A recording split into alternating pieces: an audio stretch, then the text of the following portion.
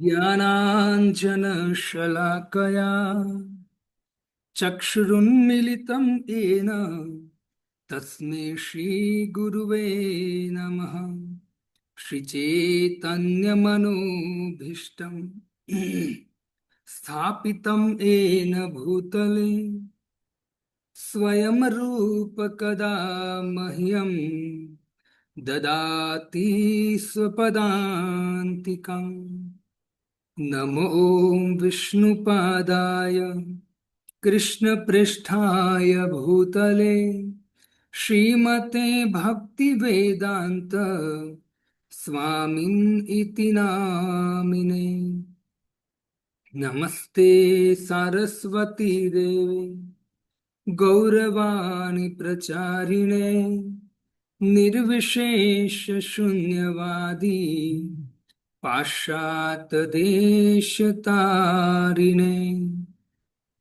जय श्री कृष्ण चैतन्य प्रभु नित्यानंद श्री अद्वैत गदाधर श्रीवासादि गौर भक्तवृंद। हरे कृष्णा कृष्णा कृष्णा हरे हरे, हरे राम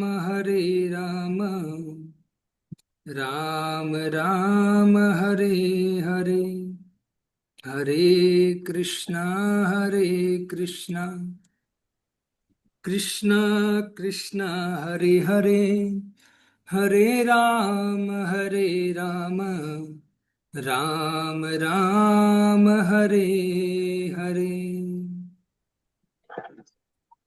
श्रीमद् भागवतम स्कंद 1 अध्याय 5 श्लोक क्रमांक 18।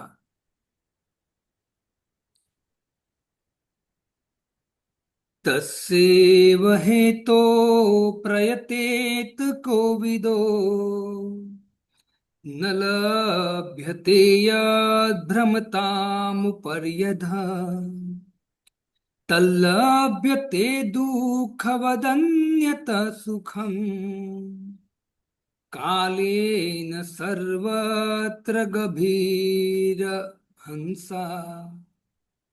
तस्यैव हेतो प्रयतेत कोविदो न लभ्यते यद्भ्रमतामुपर्यधः तल्लभ्यते दुःखवदन्यत सुखम् कालेन सर्वत्र गभीररंहंसा।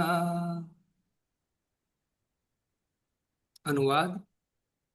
जो व्यक्ति वास्तव में बुद्धिमान तथा तत्वज्ञान में रुचि रखने वाला है, उन्हें चाहिए कि वे उन सार्थक अंत के लिए ही प्रयत्न करें और उच्चतम लोक अर्थात ब्रह्मलोक से लेकर निम्नतर लोक अर्थात पाताल तक विचरण करने से भी प्राप्त नहीं है।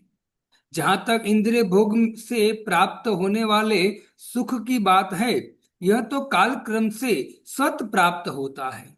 जिस प्रकार हमारे न चाहने पर भी हमें दुख मिलते रहते हैं। हरे कृष्ण। तो सभी भक्तों का श्रीमद् भागवतम कक्षा में हार्दिक स्वागत है। तो पिछले कल हमने श्रवण किया कि तक्त्वा स्वधर्मम चरणाम भुजो हरे, भुजम हरे, कि कोई व्यक्ति एक दिन स्वधर्म का पालन छोड़ देता है या छूट जाता है और वो भगवान की शरण में है, भगवान की भक्ति कर रहा है, तो कहते भजंत पक्वोथ पतेत तो यदि, तो उनका भजन परिपक्व नहीं हुआ है और अपरिपक्व अवस्था में वो व्यक्ति का पतन हो जाता है एन किन प्रकार कोई कारणवश, तो भी उनका कोई नुकसान नहीं होता है, कोई नुकसान नहीं होता है। वो भगवान की कृपा का भाजन बनता है। भगवान कहते प्राप्य पुण्यम कृतम लोका नुषित्वा शाश्वती समा शुचिनाम श्रीमताम गेहे योग भ्रष्टो भी जायते। योग से भ्रष्ट हो चुका व्यक्ति, मतलब भजन से पतन हो चुका व्यक्ति को भी भगवान ऐसी गति देते हैं जो गति किसी को कोई भी व्यक्ति को दुर्लभ हो जाती है, ऐसी गति देते हैं। जो व्यक्ति पूर्ण भक्ति नहीं नहीं कर पाया है, और वो बीच में ही उनका यदि पतन होता है, तो भी विचार कीजिए भगवान इतनी बड़ी गति देते हो। तो जो व्यक्ति भगवान की परिपूर्ण अवस्था में 100% यदि भक्ति करेगा शुद्ध भाव से, विचार कीजिए भगवान उनको कहाँ तक पहुंचाएंगे, है ना। तो भगवान बहुत दयालु है भक्तों। और लभ्यते दुख वदन्यत सुखम, नहीं, यत्र कवा भद्र मुद मुष्य किम कोवार्थ आप तो भजताम स्वधर्म। और यदि कोई व्यक्ति अपने स्वधर्म का, मतलब भौतिक स्वधर्म का पालन करता है बहुत निष्ठा पूर्वक, बहुत श्रम के द्वारा, लेकिन यदि वो भगवान की भक्ति नहीं कर रहा है, तो भले भौतिक संसार का वो कितना भी सुंदर कर्तव्य कर ले, लेकिन वो कुछ काम का है नहीं। उससे उनको क्या मिलेगा, तो कहते कर्म बंधन मिलेगा, दूसरा शरीर मिलेगा, दुख मिलेगा, चिंता मिलेगी, उपाधि मिलेगी। तो खाली भौतिक स्वधर्म का पालन नहीं करना है, हमें आध्यात्मिक स्वधर्म का पालन करना है। आध्यात्मिक स्वधर्म का पालन यदि हम करेंगे, तो उनके पीछे पीछे हमको सब कुछ प्राप्त हो जाएगा।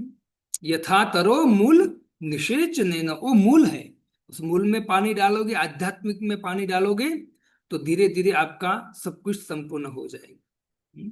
संसार दुखालय है, नश्वर है, और संसार के संबंधी जितने भी है वो भी नश्वर है, और कुछ समय के लिए है, वो शाश्वत नहीं है। ये सभी व्यक्ति को दिमाग में बिठाना चाहिए।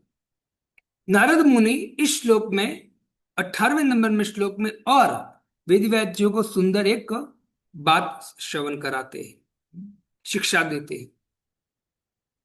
तस्सेव हेतो प्रत्येत कोविदो, कहते हैं कि जो व्यक्ति बुद्धिमान है और आध्यात्मिक रूप में प्रवृत्त है,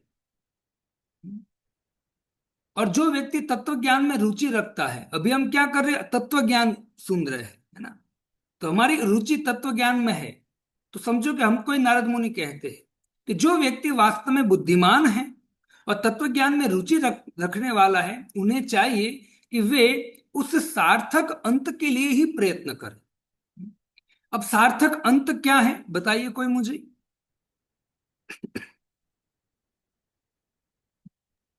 हरे कृष्ण प्रभु, अंत में भगवान जाना, हाँ, अंत में कहा क्या करना, मुझे आवाज नहीं आ रहा है प्रभु आपका। भगवान के धाम पहुंचना।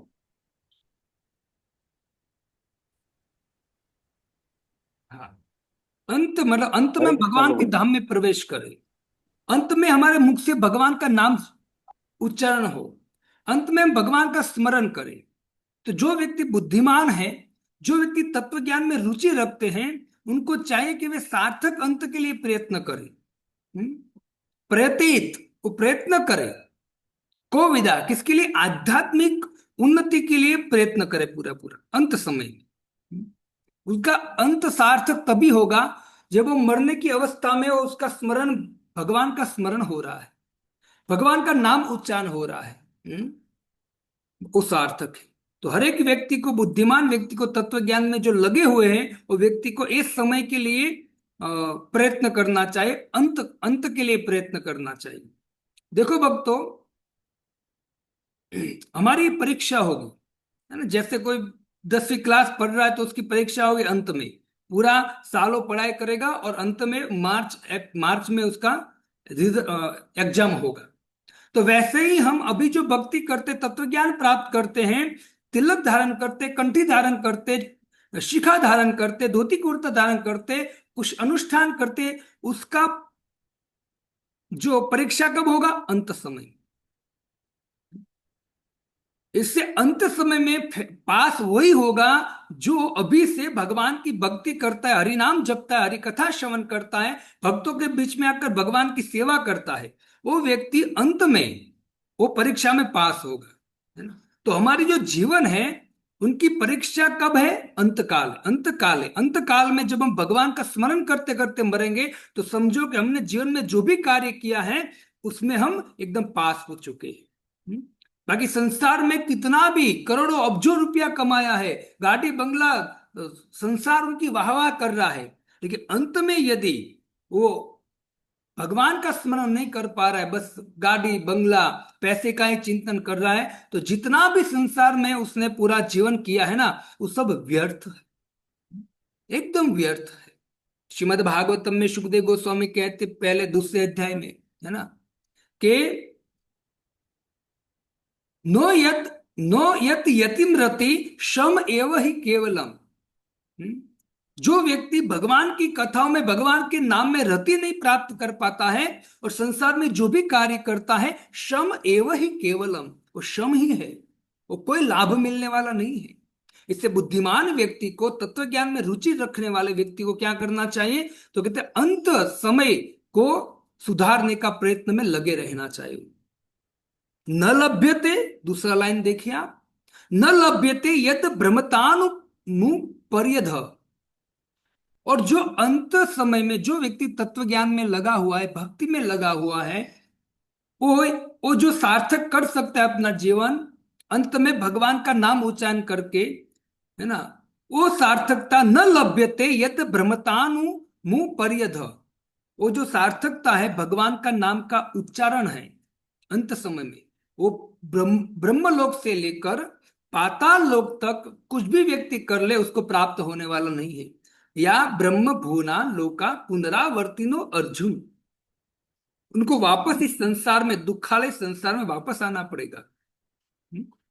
वो कितना भी भ्रमण कर ले, वो सोचता है कि मैं स्वर्ग में चला जाऊंगा, पुण्य करके चला जा। वो विचार करता है कि मैं तपलोक में चला जाऊंगा, पुण्य करते चला जा, ब्रह्मलोक में चला जाऊंगा, उच्च लोक में चला जा। लेकिन हम्म लेकिन उनको इस जन्म मृत्यु जरा व्याधि से मुक्ति मिलने वाली नहीं है, न लभ्यते, उसको लाभ मिलने वाला नहीं है।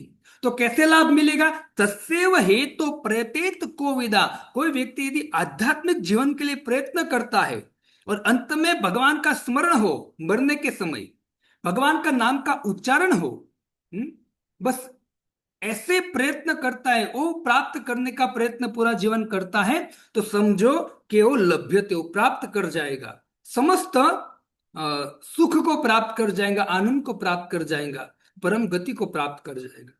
लेकिन जो व्यक्ति भगवान की भक्ति नहीं करता है, आध्यात्मिक जीवन नहीं जीता है गीता भागवतम के अनुसार, न लभ्यते यद भ्रमता मुंह पर्यध, वो ब्रह्मांड भर में भ्रमण भले कर ले, कुछ भी कर ले, है ना, लेकिन उनको, है ना, ये सार्थकता नहीं मिलेगी, भगवत धाम नहीं मिलेगा, जो मनुष्य जीवन की सार्थकता है। इससे भक्तों, यहां नारद मुनि कहते हैं वेद व्यास जी को कि देखो, जीव कितना भी पुण्य कर ले, कितना भी कुछ भी कर ले, वो हो सकता है स्वर्ग में, ब्रह्मलोक में, तपलोक में, जनलोक में चला जाए, लेकिन फिर भी उसकी जन्म मृत्यु के चक्कर समाप्त होने वाले नहीं है। इससे बुद्धिमान व्यक्ति, देखो आगे लिखा है कोविदा, बुद्धिमान व्यक्ति जो होता है, वो बुद्धिमान व्यक्ति तत्व ज्ञान में उसको लगना चाहिए और उसको सार्थक अपना जीवन बनाने के लिए उसको अपना अंत सुधारना चाहिए, अंत में भगवान का नाम उच्चारण हो, ऐसा प्रयत्न करना चाहिए। और आगे कहते हैं कि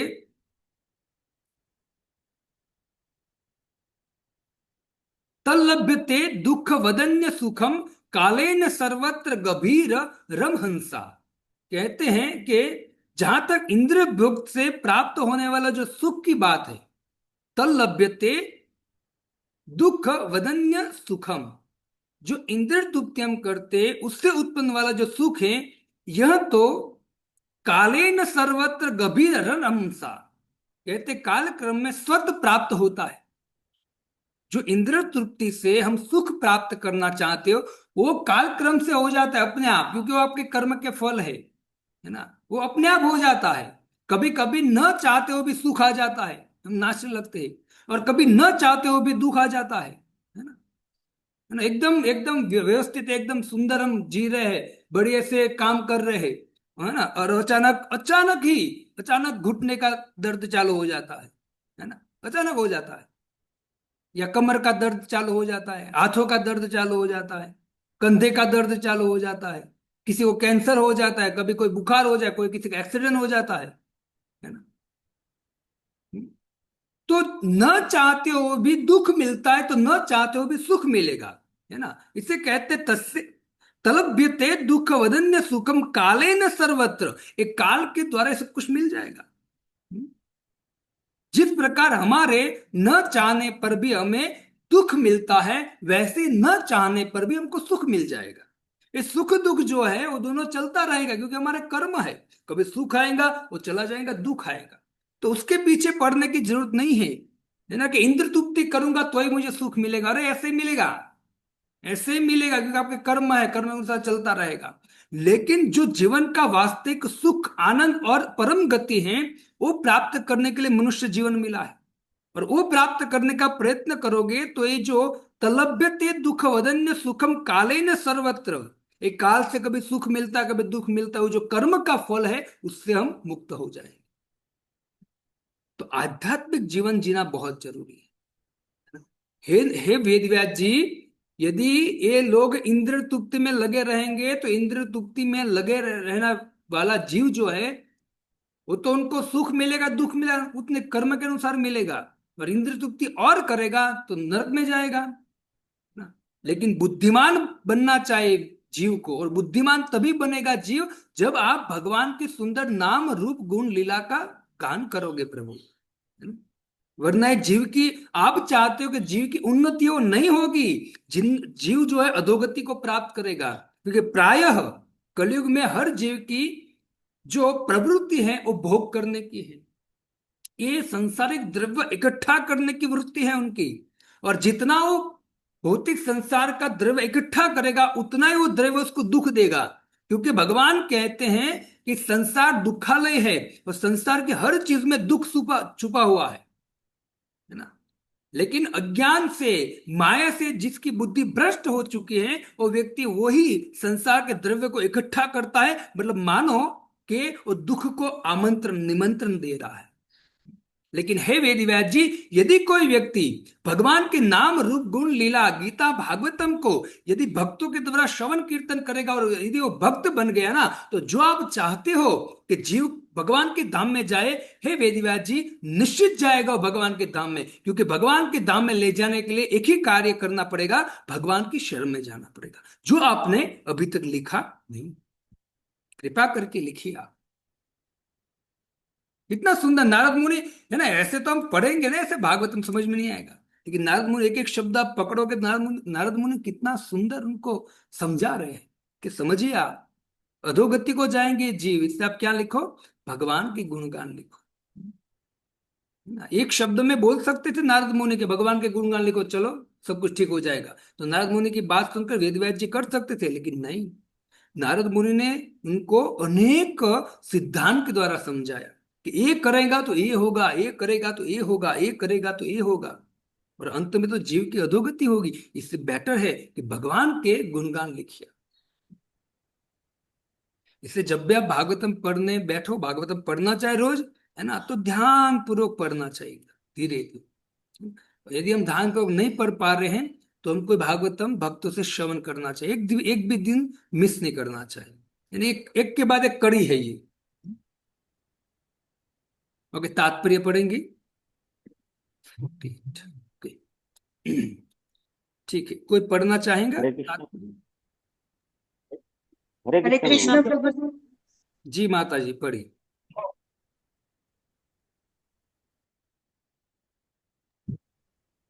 हरे कृष्ण प्रभु जी, दंडवत प्रणाम। प्रत्येक मनुष्य प्रत्येक स्थान में विभिन्न प्रयासों से अधिकाधिक इंद्रिय भोग प्राप्त करने का प्रयास कर रहा है। कुछ लोग व्यापार, उद्योग, आर्थिक विकास, राजनीतिक वर्चस्व आदि में लगे हुए हैं, तो कुछ लोग सकाम कर्मों में रत हैं, जिससे अगले जन्म में वे उच्चतर लोकों में जाकर सुख भोग सके।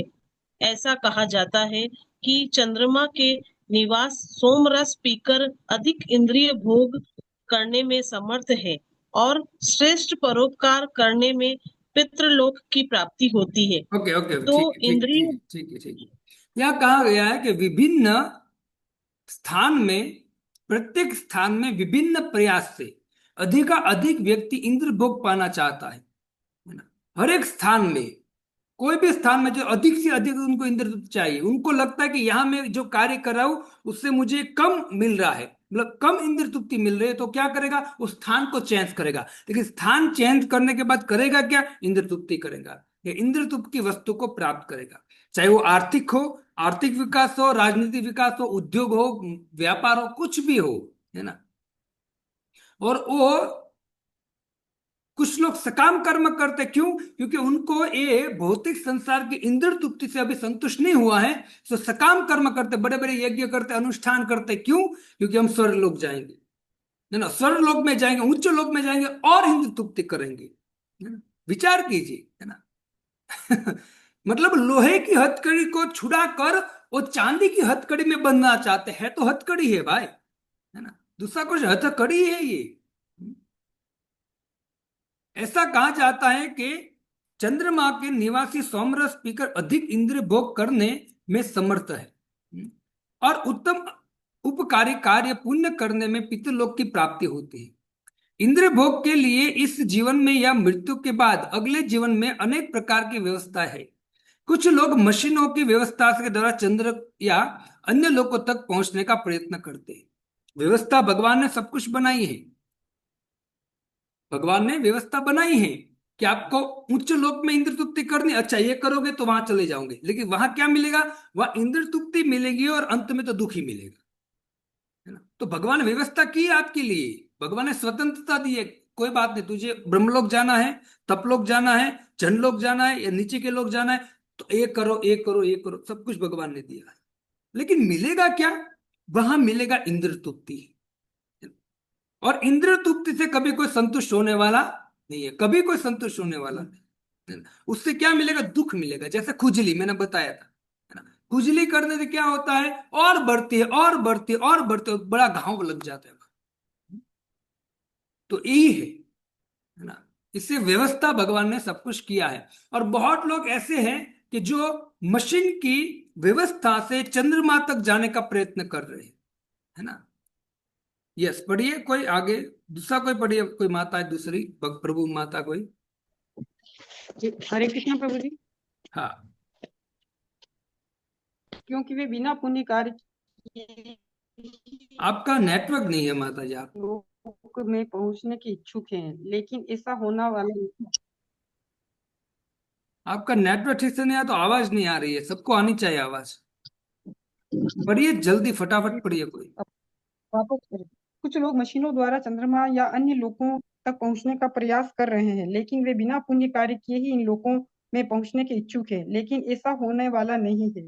परमेश्वर के नियम के अनुसार विभिन्न कोटि के जीवों को उनके द्वारा किए गए कर्मों के अनुसार ही उन्हें विभिन्न लोकों की प्राप्ति हो सकती है। ओके, हाँ, जैसा कि शास्त्रों तो यहाँ कहा गया है कि ऐसे होने वाला नहीं है, ये भगवान का नियम नहीं है। आप सोचो कि हम विमान लेकर चले जाएंगे चंद्रलोक पर, नहीं, चंद्रलोक के अंदर प्रवेश नहीं कर सकते, है ना। अगर चंद्रलोक में प्रवेश कर गए तो भगवान का वाक्य खराब, मतलब गलत हो जाएगा, है ना। यान्ति देवता यान्ति देवान, पितृयान्ति पितृवता, भूतो यान्ति भूतिजा मध्याचिनो भी मां, वो जो शास्त्र का शब्द है भगवान का, तो गलत हो जाएगा। आप शरीर छोड़े बगैर कोई भी लोक पे प्रवेश नहीं कर सकते, और प्रवेश करना है तो आपको उस देवता की पूजा करनी पड़ेगी। तो ये असंभव बात है। भले वैज्ञानिक आपको कुछ भी दिखाए और कुछ भी बोले, उसकी बात नहीं माने, वो कभी चंद्रलोक में प्रवेश कर ही नहीं सकते। कोई भी लोक में, चंद्रलोक की बात छोड़ो, कोई भी लोक में कोई वैज्ञानिक अंदर प्रवेश नहीं कर सकता है। हो सकता है कि कोई ग्रह पर जाएंगे, ऊपर जाएंगे और कूदेंगे, खड्डे दिखाएंगे, धूल दिखाएंगे, बस वो परत पर जा सकेंगे, अंदर प्रवेश नहीं होगा, क्योंकि भगवान की व्यवस्था नहीं है। हाँ, ठीक है, हाँ, यस, पढ़िए आगे।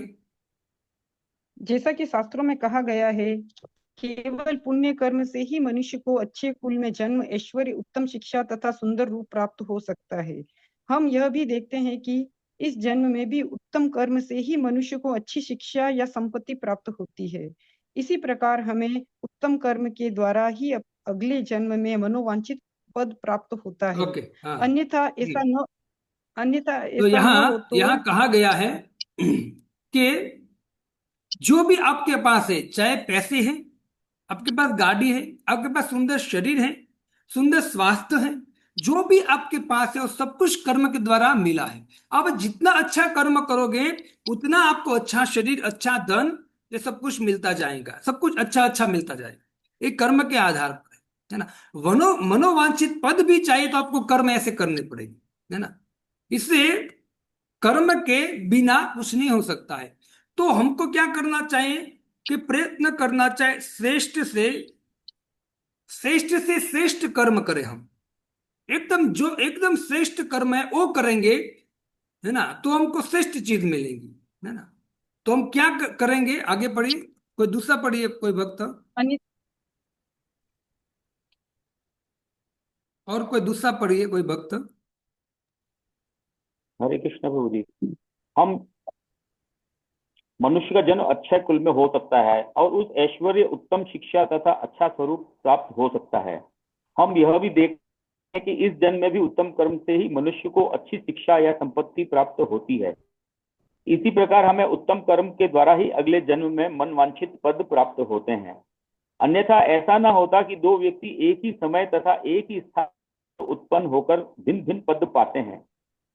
पूर्व कर्म के कारण है, लेकिन ऐसे सारे भौतिक पद अस्थायी है।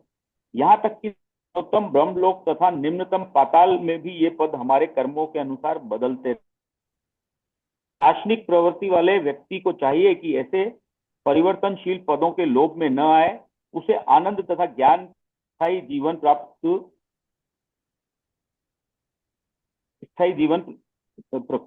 प्राप्त करने का प्रयत्न करना चाहिए, जिससे उसे पुनः इस कष्टप्रद भौतिक जगत में या अन्य किसी लोक में फिर से न लौटना हाँ, पड़े। ओके ओके, ठीक है ठीक है। दुख सदा तो यहाँ प्रभुपाद जी कहते हैं कि आप कर्म के अनुसार कुछ भी इस ब्रह्मांड में प्राप्त कर सकते हैं, लेकिन वो बुद्धिमानी नहीं है।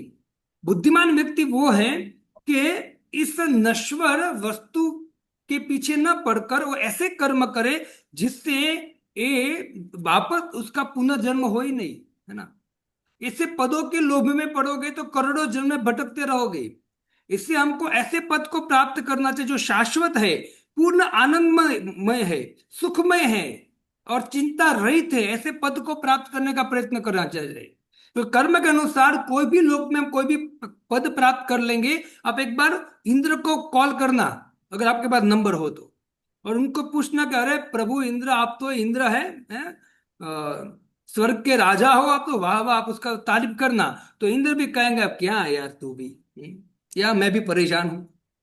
कोई भी लोक में कोई भी पद प्राप्त कर लोगे तो हर एक व्यक्ति चिंता में है, ये पूरे ब्रह्मांड में।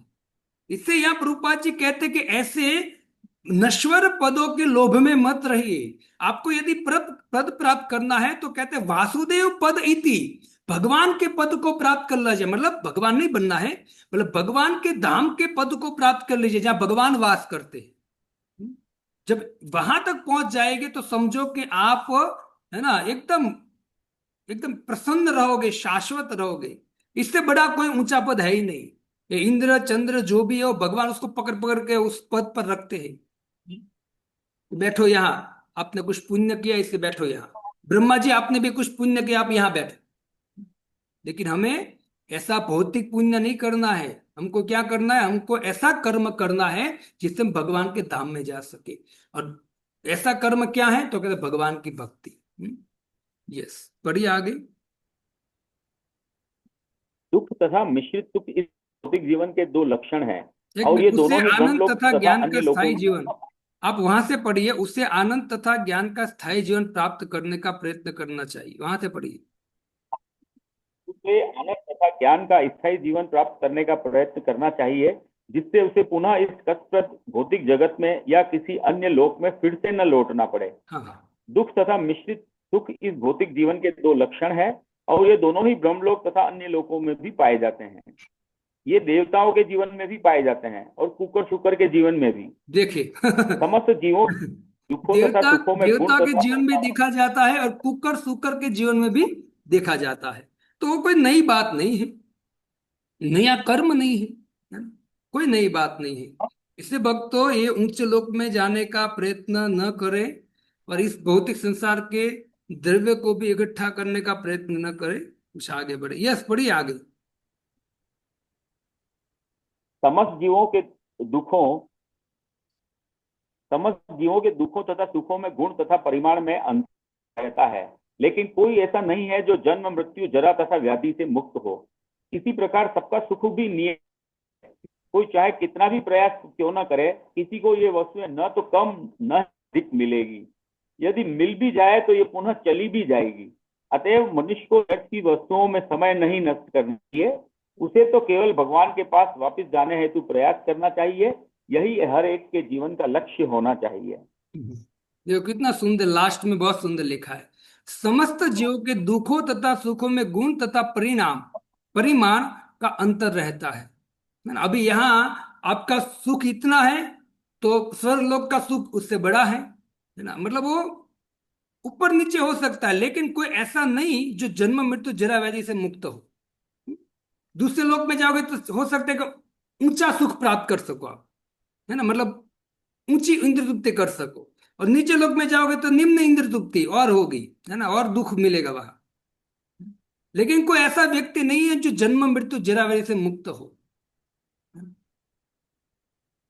तो ये बात यहाँ प्रभुपाद जी कहते हैं कि थोड़ा ऊपर नीचे इंद्र तृप्ति हो सकती है, लेकिन कोई मुक्त तो है ही नहीं। इस प्रकार सबका सुख भी नियत है, सुख नियत है आपका, क्योंकि आपने पूर्व जन्म में जो कर्म किया उसका प्रारब्ध आपको दिया गया है। तो सुख आपका नियत है, इतना ही मिलेगा। दुख भी नियत है, इतना मिलेगा। उसमें आप कितना भी मेहनत कर लो, वो कुछ होने वाला नहीं उससे, है ना। हाँ, भगवान कहते कर्म तो करना ही है, लेकिन कर्म करते करते हमको एक दूसरा भी करते हुए करना है जो हम भूल चुके हैं, है ना। उसको करना बहुत जरूरी है साथ में। कोई चाहे कितना प्रयास क्यों ना करे, किसी को ये वस्तु न तो कम न ही अधिक मिलेगी। यदि मिल भी जाए तो ये पुनः चली भी जाएगी, क्योंकि आपके कर्म है। वो मिल भी जाएगी तो चली जाएंगी, है ना, वो निश्चित है। एक दिन वो साथ हाथ से छूट जाएगी, या तो वो चीज छूट जाएंगी, या आप वो चीज से अलग हो जाएंगे, आपकी मृत्यु हो जाएगी, आपका शरीर छूट जाएगा। वियोग निश्चित है।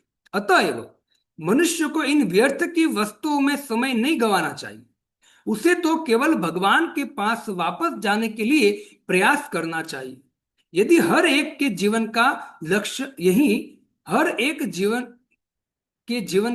होना चाहिए भगवान के धाम जाना। इससे भक्तों, हर एक संसार में सभी जीव इंद्र तृप्ति के पीछे दौड़ रहे हैं। यदि भगवान की कृपा से, वैष्णव की कृपा से यदि हमको अवसर मिला है, ये सच्चा ज्ञान मिला है कि नहीं वास्तव में इंद्र तृप्ति में दुखी है। इंद्र तृप्ति में दुख है, शायद 5वें अध्याय का 21 नंबर का श्लोक है। स्मरण यम यम स्पर्शी भोगा दुख योनि ही एवते अद्यंतवंत कौन्ते न तेषु रमते बुध। कि जो इंद्र तृप्ति से, है ना, स्पर्शजा भोगा दुख योन है, जो इंद्र तृप्ति में लगा है, उसको क्या मिलेगा? दुख के अलावा कुछ नहीं मिलेगा। इससे बुद्धिमान व्यक्ति जो है वो कभी इंद्र तृप्ति से सुख मिल रहा है उसमें कभी रमण नहीं करता है, उसमें रमण नहीं करता वो व्यक्ति। वो उस सुख में रमण करता है बुद्धिमान व्यक्ति, जिससे हमको आगे जाके शाश्वत सुख मिलने वाला हो, शाश्वत आनंद मिलने वाला हो। तो बुद्धिमान व्यक्ति जो होते हैं वो उस सुख, उस आनंद के लिए पीछे दौड़ता है ना। तो हमें भी बुद्धिमान बनना चाहिए। हम सुनते तो है, हमको सुनते सुनते हमको समझ में भी आता है नहीं वास्तव में इंद्र तृप्ति के लिए नहीं पढ़ना चाहिए, हमको भगवान की भक्ति भी करनी चाहिए, लेकिन फिर भी हम कर नहीं पाते हैं। हमने भक्ति में आगे नहीं बढ़ सकते हम, है ना। हमारे आगे दूसरे लोग चले जाते लेकिन हम वहीं के वहीं रहते, हम आगे नहीं बढ़ पाते, क्योंकि अभी अंदर क्या भरा हुआ है? अनेक कामना भरी हुई है अंदर, है ना। इससे हम भक्ति में प्रोसेस नहीं कर पा रहे। हम देख भी रहे हैं कि दूसरे लोग हमारे आगे जा रहे हैं, है ना, लेकिन हम कर नहीं पाते प्रोसेस। इससे इस चीज को धीरे धीरे छोड़ने का प्रयत्न करना, ज्यादा से ज्यादा भगवान की ओर जाए, श्रद्धा बढ़े भगवान की ओर। इतना सुनने के बाद तो श्रद्धा मतलब हाई लेवल पर होनी चाहिए हमारी, है ना। देखिए हाई लेवल पर न होने के कारण नहीं है, उसका कारण क्या है? क्योंकि अंदर अभी, है ना, भोग की प्रवृत्ति भरी हुई है। संसार में रहता रहता व्यक्ति अपना कर्तव्य करता करता भी उससे श्रद्धा से बहुत ऊपर जा सकता है, लेकिन फिर भी हमारी श्रद्धा ऊपर नहीं बढ़ रही है तो बहुत गड़बड़ है। इससे इस श्रवण करते हो ना, उसको एक्टिव करो भक्तों, आनंद आएगा। और याद रखना कि जब अंदर से आवाज आए कि नहीं, इंद्र तृप्ति के लिए, इंद्र तृप्ति में जब वैराग्य आना चालू हो जाए, भौतिक भोगों से थोड़ा थोड़ा वैराग्य आना चालू हो जाए और भगवान के प्रति आपका सेवा भाव, हरिनाम भाव, हरि कथा भाव, भक्तों का सेवा भाव जब बढ़ता है, बढ़ रहा है, तो समझो कि ये चैतन्य महाप्रभु की कृपा आप पर बरस रही है, वो निश्चित है। बाकी भक्ति करते करते यदि अ, भक्ति भी करना, दूसरा भी हम बहुत उसमें भी बहुत आसक्त हैं, तो समझो अभी हम बहुत कच्चे हैं, है ना। अभी भगवान इतना कृपा नहीं है हम पर, क्योंकि हम कुछ कर नहीं रहे, हम प्रयत्न ही नहीं कर रहे। प्रयत्न करेंगे तो निश्चित है कि भगवान पुश करेंगे, हम प्रयत्न नहीं कर रहे, इसलिए तो हम जहां हैं वहीं हैं, आगे बढ़ ही नहीं पा रहे। इसे भक्तों ऐसे कुकर शुकर के जीवन से हमको ऊपर उठना चाहिए, क्योंकि देवताओं के पास चले जाओ, कोई भी लोक में चले जाओ, वहां इंद्र तुप्ति के अलावा कुछ नहीं है भक्तों। और जो इंद्र तुप्ति शुकर कुकर को मिलती है, और वही प्राप्त करने के लिए हम यहाँ भी मिल रही है, और उससे और शुकर कुकर की जो इंद्र तुप्ति है और ऊंची इंद्र तुप्ति चाहिए हमको। इससे हम जाते हैं स्वर्गलोक में, तपलोक में जाना चाहते हैं, जनलोक में जाना चाहते हैं, ब्रह्मलोक में जाना चाहते हैं। अरे भाई, है वही वही चीज है। इससे बेटर है कि इस कचरे से निकलने के लिए हमको पृथ्वीलोक में जो जन्म मिला है, चैतन्य महाप्रभु कहते हैं कि भारत भूमि ते जन्म जा, जन्म सार्थक करी कर पर उपकार। जिसका भारत भूमि में जन्म हुआ है, बहुत भाग्यशाली व्यक्ति है।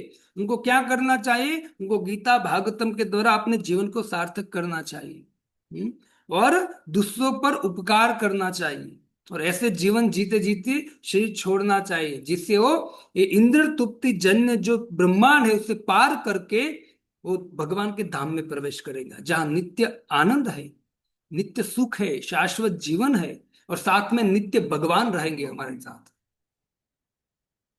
जो ये प्रकृति के तीन गुणों से परे है, विशुद्ध सत्व में भगवान है, तो हम भी उसी विशुद्ध सत्व में प्रवेश करेंगे। फिर वहां कोई सुबह जग कर ऑफिस नहीं जाना पड़ेगा, कुछ नहीं, कोई दुख नहीं होगा, चिंता नहीं होगी। तो बुद्धिमान व्यक्ति वहां जाने का प्रयत्न करे जहां शाश्वत जीवन है, शाश्वत सुख और शाश्वत आनंद है। ये तो नश्वर जीवन है, कभी सुख आया वापस दुख आ जाएगा, वापस सुख आएगा वापस दुख आएगा, ये चलता रहेगा। इस चक्कर से बाहर निकलने के लिए मनुष्य जीवन मिला है, और मनुष्य जीवन में भी यदि किसी व्यक्ति को भगवान के भक्तों का संग मिला है, और उनके मुख से गीता भागवतम श्रवण करने का अवसर मिला है, सेवा करने का अवसर मिला है, तो समझो वो व्यक्ति को भगवान ने चॉइस किया है। हम सबको भगवान ने क्या किया है? चॉइस किया है। भगवान ने एक चुंबक, चुंबक आता है, चुंबक भगवान ने घुमाया है, और जो भगवान के कृपा पात्र है वो सब चुंबक में चिपक गए हैं, तो वो सब हम है ना। तो हम लगे हैं भगवान की भक्ति में, भगवान की सेवा में, तो छोड़ना नहीं चाहिए, है ना। जीवन पर्यंत तक इसमें लगे रहिए, अंत में सफलता निश्चित है, सफलता निश्चित है, उसमें डरने की जरूरत नहीं, अरे पास होगा नहीं होगा, नहीं। अगर जीवन पर्यंत तक ऐसे लगे रहेंगे ना, तो अंत में भगवान अर्जुन को कहते कि मैं स्मरण कराऊंगा, है ना, मैं कृपा करूंगा, है ना। तो निवेदन है ऐसे ही श्रवण कीर्तन करते रहे, भगवान का नाम जपिए, हरे कृष्ण कृष्ण कृष्ण हरे हरे, हरे राम राम राम हरे। जब भी अवसर मिले जपते रहिए, है ना। एक माला, दो माला, 16 माला, जो भी स्थिति में हो जपिए, और आगे बढ़िए, गुरु के शरण में जाने का प्रयत्न कीजिए। ठीक है? हरे कृष्ण। ऐसी भक्ति वेदांत स्वामी शिला प्रभुपाद जी की जय।